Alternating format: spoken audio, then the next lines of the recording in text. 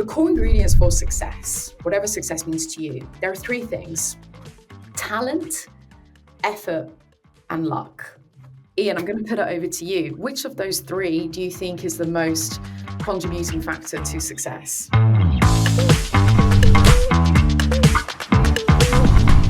Let's talk about you have a collection of lessons from a fascinating career, but you also have a collection of lessons from these amazing conversations you get to have in private and in public.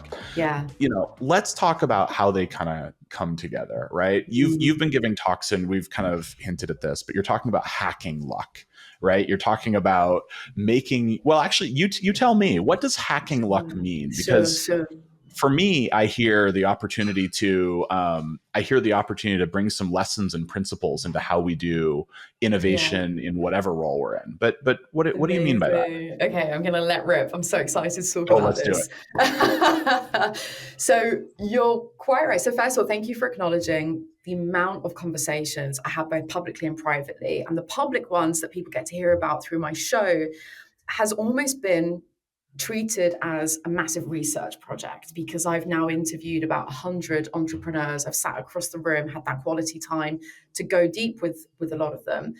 And what it opened my eyes to, it's kind of made me, and combine that with these talks and having a point of difference and sharing these lessons, it really gets me into this very philosophical mindset. And I love just, I've definitely got this strong academic streak to me, i.e. I geek out, we can learn out about these things.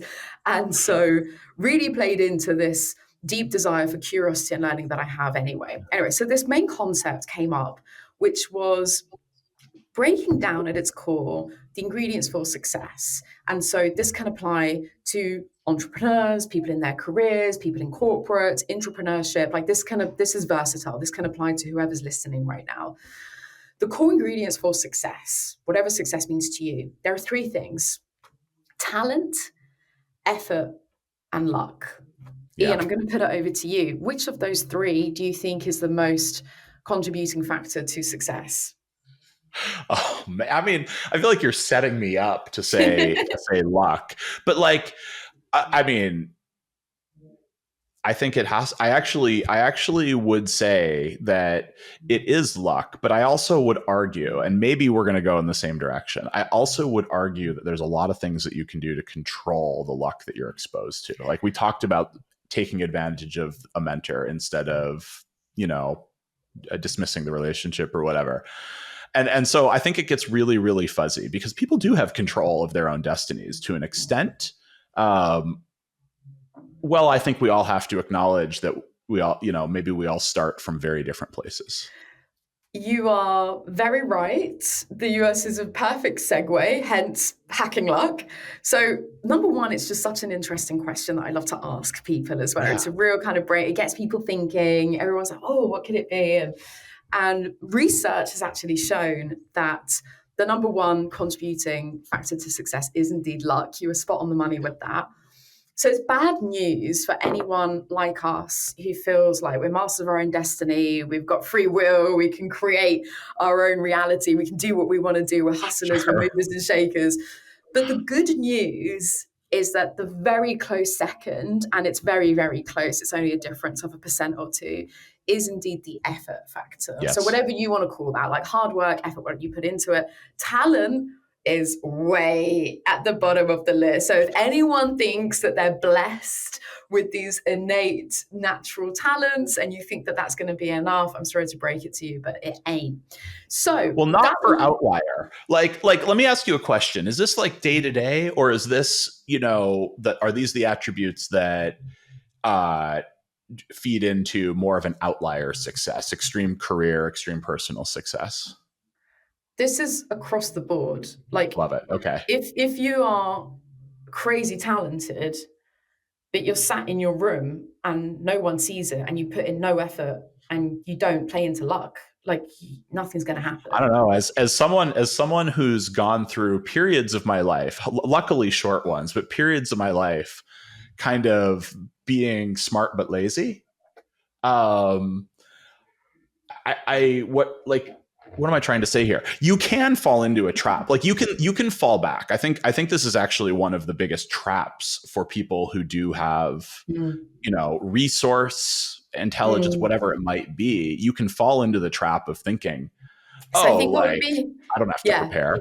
Yeah. So I think what would be helpful is to get more clarity on the definitions here. So success, first of all, is like whatever that success means to you, right? So if you've got a particular goal, if there's something you're working towards, like you've got your own definition. So whatever that is, talent alone is not going to get you there.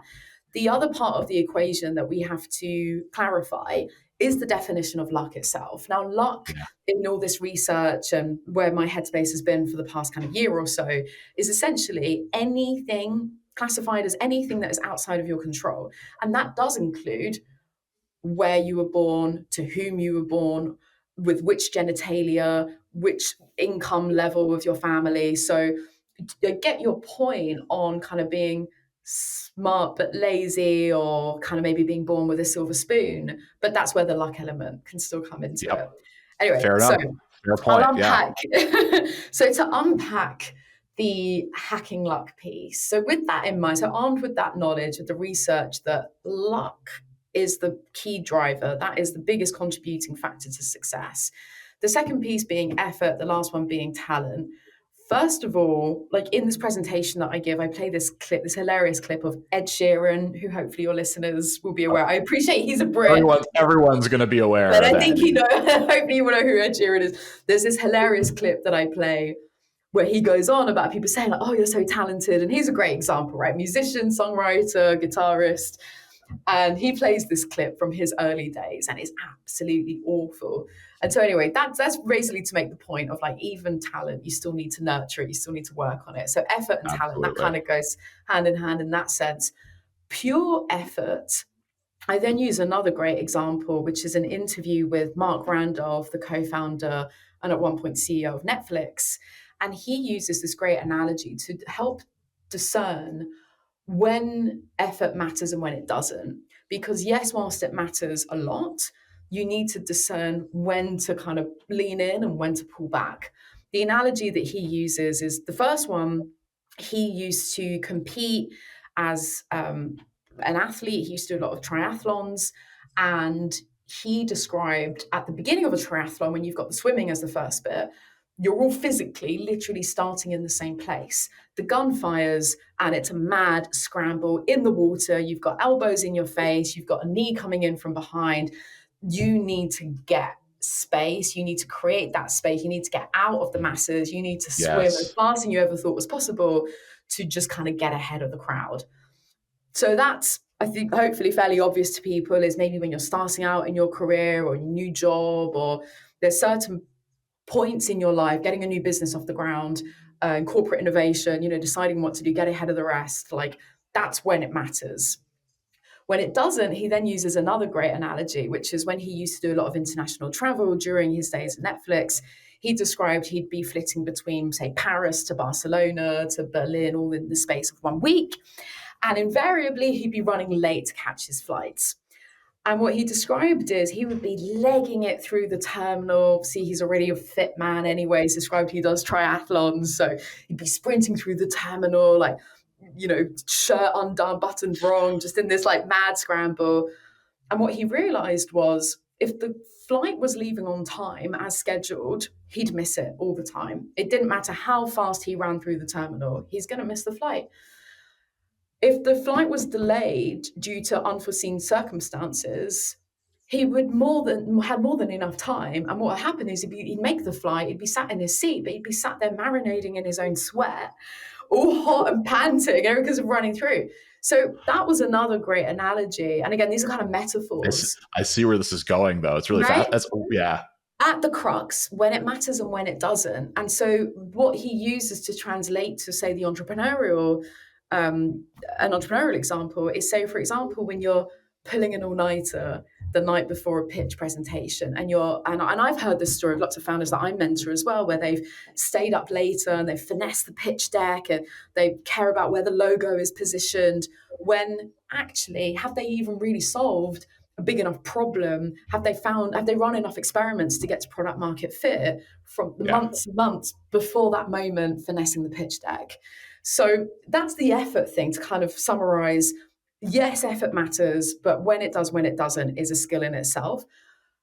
Finally, we come onto the luck piece. And what I've developed is very poetically a 4-leaf clover Venn diagram of how to hack luck, how to then, armed with this knowledge, how do we stack the odds in our favor? Is it possible to make ourselves luckier? Is it actually possible to hack luck?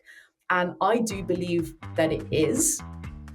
And the Venn diagram, which maybe we can show this on screen if people are watching the video, because hearing me talk about it, and we'll link in the show notes. Actually, I've got it on your Instagram. Like, it's great. Oh, you can see it. Amazing.